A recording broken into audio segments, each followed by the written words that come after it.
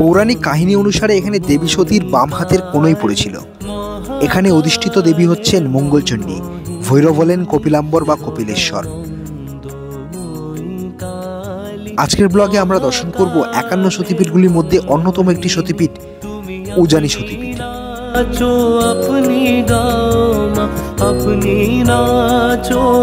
Hey guys, welcome back to new episode from Kogram. আমি এখন আছি উজানি সতীপীঠে, আর আজকের ব্লগটা শুরু হয়েছিল কোন্নগর থেকে।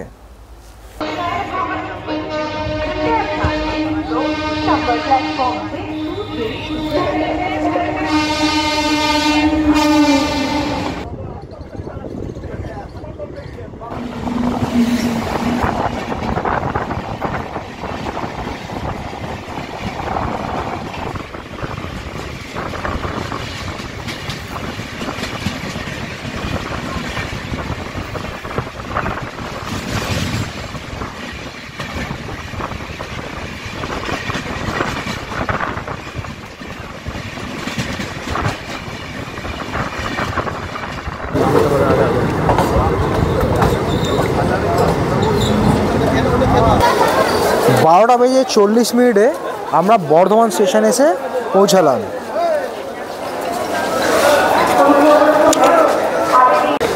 আমরা কিন্তু এই ট্রেনটার সাথে এখনও জার্নি করব। আমরা যাব কিন্তু ঘুষকরা অবধি। তো ট্রেনটা এই বর্ধমান স্টেশনে 2 মিনিট অবধি দাঁড়ায়।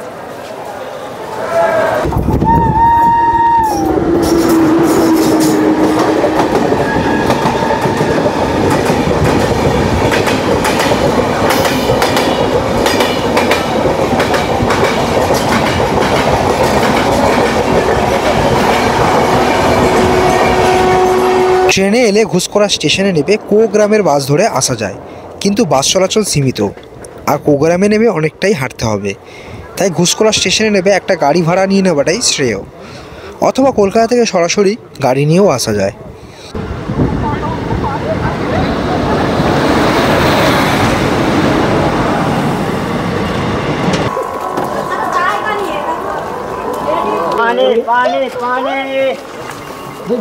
একটা বেজে 14 মিনিটে নামলাম ঘুষকরা স্টেশনে। ট্রেন আমাদের নামিয়েছে 2 নম্বর প্ল্যাটফর্মে, আর আমরা এখন ওভারব্রিজ দিয়ে উঠে যাচ্ছি কিন্তু প্ল্যাটফর্মের বাইরে। ওখান থেকে আমাদের বাস ধরতে হবে আর যেতে হবে উজানি সতীপীঠের উদ্দেশ্যে। চলো যাওয়া যাক।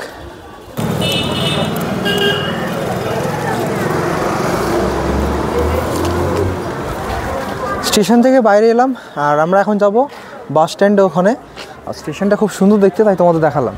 চলো যাওয়া যাক। এখন যাব বাস স্ট্যান্ডে। বাস স্ট্যান্ড থেকে বাস ধরে আমাদের যেতে হবে মন্দিরের উদ্দেশ্যে।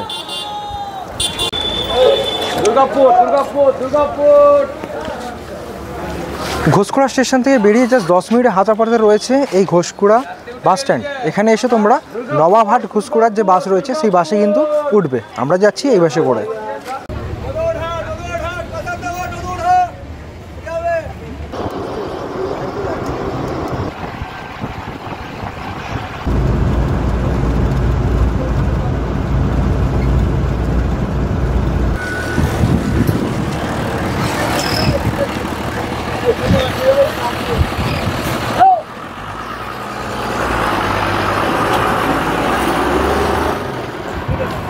এই যে বাস আমাদের নামিয়েছে কোগ্রামে। এই যেখানেই দেখো সাইনেজ একটা দেওয়া রয়েছে 51 সতীপীঠ মা মঙ্গলচণ্ডী মন্দির, এই যে বাঁদিকে।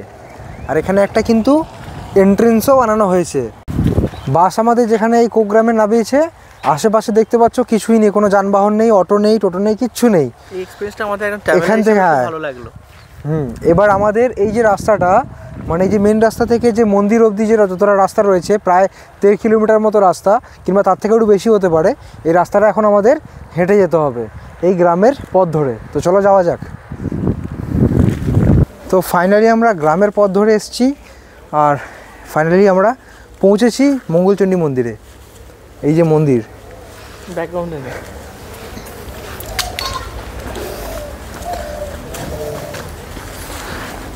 এখন বাজলো 3:02, আর এই সবে আমরা পৌঁছালাম মন্দিরের সামনে। এখানে অধিষ্ঠিত দেবী হচ্ছেন মঙ্গলচণ্ডী, ভৈরব, কপিলাম্বর বা কপিলেশ্বর। গ্রাম্য পরিবেশ বেষ্টিত এই পীঠের পেছন দিক থেকে বয়ে চলেছে অজয় নদ। দক্ষিণ দিক থেকে বয়ে আসা কুমুদ নদী অজয় নদের সাথে এসে মিশেছে। মঙ্গল কাব্যে এই স্থানটি ভ্রমরদহ নামে পরিচিত। এই অঞ্চল থেকে বহুত প্রত্নসম্পদ পাওয়া গিয়েছে।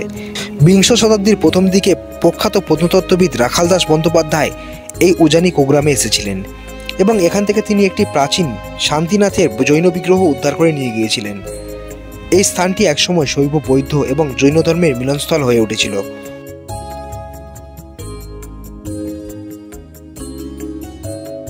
অজয় নদের পাড়ে এই মন্দিরে প্রবেশ করলে প্রথমে রয়েছে একটি বারান্দা, তার ভেতরে রয়েছে আয়তকার গর্ভগৃহ, যেখানে রয়েছে দেবী মঙ্গলচণ্ডীর ছোট কালো পাথরের দশভুজা মূর্তি আর ভৈরব কপিলাম্বর কালো পাথরের শিবলিঙ্গ। সনাতনী শূন্য রূপা শশী ভালি ব্রহ্মাণ্ড ছিল না যখন, ব্রহ্মাণ্ড ছিল না। এই যে উজানি সতীপীঠ মানে মা মঙ্গলচণ্ডীর যে মন্দির, সেই মন্দিরটি কিন্তু একেবারেই এই যে অজয় নদের পাশেই, অজয় নদ বা নদী খেয়াল পড়ছে না, নদী হবে সম্ভবত।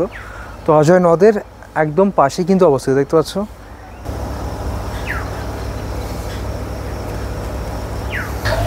আমার নাম হচ্ছে সোমনাথ রায়। আমরা হচ্ছে রায় পরিবারের সদস্য। রায় পরিবারে মা আদেশ দিয়েছিল পুজো করা, সেই রায় পরিবারের লোক আজ 22 পুরুষ ধরে মায়ের পুজো পাঠ করে এসছে। আজকে আমি 22 নম্বরে দায়িত্বে আছি। এটা আমাদের বংশগতই মায়ের পুরোহিত। আর এখানে মায়ের নাম হচ্ছে মঙ্গলচণ্ডী, কিন্তু মায়ের রূপ হচ্ছে দুর্গা দশভুজা। এখানে মায়ের ভৈরব মন্দিরের সাথেই, মায়ের সাথেই আছে। এখানে ভৈরবের আদার্স কোনো মন্দির নেই। প্রতিদিন মায়ের নিত্য সেবা হয়ে থাকে, মা হয়। এখানে মায়ের রীতিমতো মাকে মাছের ভোগ দিতে হয়, মাছ ছাড়া দেবীর অন্নভোগ এখানে হয় না। এখানে সতীপীঠে এক এক সতীপীঠে এক এক সময় উৎসব হয়। আমাদের দুর্গা পুজোর সময় 4 দিন ধরেই মায়ের উৎসব চলে। সপ্তমী, অষ্টমী, নবমীতে মায়ের 3 দিন ধরে বলি হয়। দশমীতে মায়ের ঘট বিসর্জন হয়, ঘটকে স্থাপন করে প্রতিষ্ঠা করা হয়। কালী পুজোতে বিশেষ করে পুজো হয়, মায়ের লবান্ন উৎসব হয়। পয়লা মাঘ মায়ের উজানি মেলা হয়। উজানি মেলে মায়ের মন্দিরের পেছনে অজয় নদী আছে, তার বালিতে একদিনের জন্য মেলা হয়। এখানে যে দেবীর কুনুইটা আছে, মায়ের যে স্টোন কুল, সেটা মায়ের সিংহাসনে যে কালো মার্বেল আছে, ওই কালো মার্বেলের নিচে গভীরে গোল্ডেন সে কৌটার মধ্যে দেবীর কুনুই রাখা আছে। তার উপরে মায়ের কোষ্ঠী পাথরে মূর্তি তৈরি করা হয়েছে, মূর্তি প্রতিষ্ঠিত করা হয়েছে। মন্দিরের ঠিক পেছন দিকেই রয়েছে একটা ঘাট। দেখে এখন মনে হতে পারে যে এটার কারণ কি, কারণ জল তো অনেক দূরে, এখানে ঘাট করার তো কোনো মানেই নেই। কিন্তু এমনটা কিন্তু নয়। বর্ষাকালে এই নদ কিন্তু জলে পুরো ভর্তি হয়ে যায়, তখন কিন্তু জল এই ঘাটের সিঁড়ি অবধি উঠে চলে আসে। মন্দির খোলার সময় সকাল 8টা, দুপুরে ভোগের পর 1:30টার সময় মন্দির বন্ধ হয়ে যায়। আবার মন্দিরের দরজা খোলা হয় বিকেলবেলা 4টের সময়। অবশ্য বন্ধ থাকলেও দর্শনে কোনো অসুবিধা হবে না, শুধু পুজো দিতে পারবেন না। পুজো দেওয়ার সামগ্রী সঙ্গে করে নিয়ে এলেই ভালো হয়, কারণ আশেপাশে কোনো দোকান দেখতে পাচ্ছি না। যেমন আমরা জানি যে প্রত্যেকটা সতীপীঠের পাশেই থাকে একটা করে নদী এবং শ্মশান। তো এই সতীপীঠের পাশেই রয়েছে অজয় নদী, আর তার একদম ওপারে, মানে এপারে নেই, যেহেতু নদীটা দিন দিন আয়তনে বেড়েছে, তাই শ্মশানটা ওপারে রয়েছে, এপারে নেই। নদীর ওপারে শ্মশান কিন্তু এখনও রয়েছে। মন্দিরটা যেহেতু একদমই সুন্দর একটা জায়গার মধ্যে অবস্থিত, তাই এলে কিন্তু সত্যিকার মনটা খুব ভালো হয়ে যায়। পাশে রয়েছে অজয় নদী, আর তার পাশেই মন্দির। আর মন্দিরটা চারদিকে এরকম দেয়াল দিয়ে ঘেরা, আর মন্দিরের দেয়ালে ঠিক পাশাপাশিই রয়েছে অজস্র কিন্তু গাছপালা, তার জন্য কিন্তু বেশ ভালো লাগছে। এই যে মন্দিরের গেট কিন্তু এইখানেই রয়েছে এদিক থেকে আসার জন্য। আর দেখো বাগান টাইপ বানানো রয়েছে, এখানে কিন্তু নানান জিনিস চাষবাসও করা হয়েছে, বেশ ভালো লাগছে। যতদূর চোখ যায় ততদূর কিন্তু ওই নদী দেখা যাচ্ছে, ওদিকে একটা ব্রিজও রয়েছে। খুব সুন্দর একটা জায়গার মধ্যে এই মন্দিরটা কিন্তু রয়েছে।